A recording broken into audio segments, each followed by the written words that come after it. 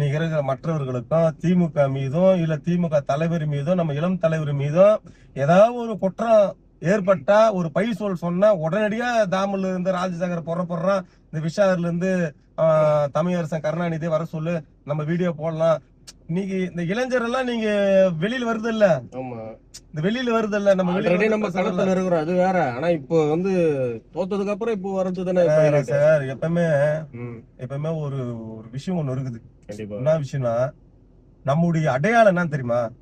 தோல்வியில இருந்துதான் நம்ம யாருன்னு 10 வருஷம் எதிர்கட்சியிலேயே நம்ம பார்த்தவங்க தானே. தோல்வியில இருந்துதான் நம்ம யாருன்னு நம்ம கூட சுத்துறானுங்க பேரு, அவனுங்களுக்கே தெரிய வைக்கணும். நம்ம ஆப்போசிட்ல இருக்கிறான் பேரு, அவனுங்களுக்கே தெரிய வைக்கணும். அவனுங்க என்னடா இவனுங்க தோல்வி அடிச்சுட்டானு இவ்வளவு கெத்தா சுத்துறானுங்களேடா அப்படின்ட்டு பாதி பேர் நம்மளை பார்த்து வயிற்றுச்சல் போடுறானுங்க. ஏன்னா இவனுக்கு இவ்வளவு கெத்தா இருக்கானுங்களே, அதுதான் திமுக வேற. அதாவது உண்மையா சொல்ல போனா நம்ம கட்சிக்கும் இந்த கட்சியினுடைய விசுவாசத்துக்கும் கட்டுப்பட்டு நம்ம நடந்தோம். தலைமைக்கு ஒரு மரியாதை, மாவட்ட நிர்வாகத்திற்கு ஒரு மரியாதை, ஒன்றிய நிர்வாகத்துக்கு ஒரு மரியாதை, கிளை நிர்வாகத்துக்கு ஒரு மரியாதை, படிப்படியா நம்ம அந்த மரியாதையோட இருக்கிறோம். மக்களுக்கும் மரியாதை, அந்த மரியாதையோட இருக்கிறோம்னா இன்னைக்கு ஒரு மாவட்ட செயலாளர் மீதோ இல்ல கட்சியின் தலைமை மீதோ இல்ல ஒன்றிய செயலாளர் மீதோ இல்ல கிளை கழகத்தினுடைய செயலாளர் மீதோ ஒரு அவதூறுகள் பரப்பினா நம்ம கேள்வி கேட்கறதுல முதல் ஆளா நம்ம இருக்கிறோம். ஆனா நம்மளுக்கு விமர்சனம் எல்லாம் பாத்தீங்கன்னா, அப்படியே கமெண்ட் பாத்தீங்கன்னா, சில கமெண்ட் பாத்தீங்கன்னா நம்மளுக்கு கொஞ்சம் ஆதரவா வரும், முக்காவாசி கமெண்ட் நம்மளுக்கு எதிர்ப்பாதான் வரும். அதெல்லாம் ஃபுல்லா அந்த மாஃபியா கும்பல் வருவானுங்க. அந்த பக்கமே நான் போறது கிடையாது. இல்ல நான் பாப்பேன். எனக்கு அவங்க என்ன வேணாலும் போட்டுவிட அதை பத்தி. ஏன்னா அவனுங்க அதை தான் போடுவாங்க, நம்மளுக்கு தெரிய போகுது. அதை போய் எதுக்கு வேஸ்டா போய் பாத்துட்டு இருக்கணும்.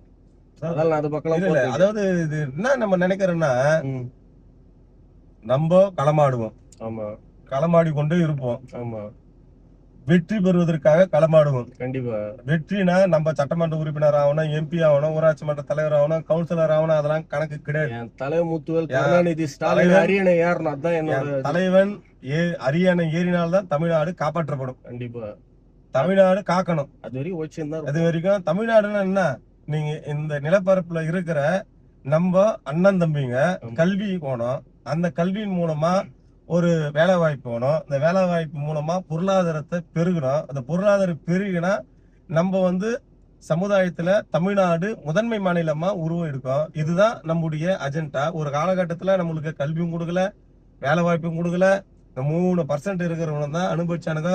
97% இருக்கிறவங்க நம்ம தமிழர்கள். நம்மளுக்கு அந்த வேலை வாய்ப்பு கிடைக்கல. நம்மளுக்கு பெற்று தந்தது நீதி கட்சி, அது மூலியமா வந்தது திராவிடர் கழகம், இன்னைக்கு திராவிடர் முன்னேற்ற கழகம். அந்த வரலாறுல நம்ம போறோம், சரியான பாதையில போறோம். ஆனா நமக்கு நிச்சயமா இந்த தமிழ்நாட்டை காக்கணும்னா நம்ம திராவிட முன்னேற்ற கழகம், முத்துவேல் கருணாநிதி ஸ்டாலின் என்கின்ற அந்த ஒற்றை குரல் இந்த தமிழ்நாட்டில் புனித ஜார்ஜ் கோட்டையில் ஒலிக்கும். கண்டிப்பா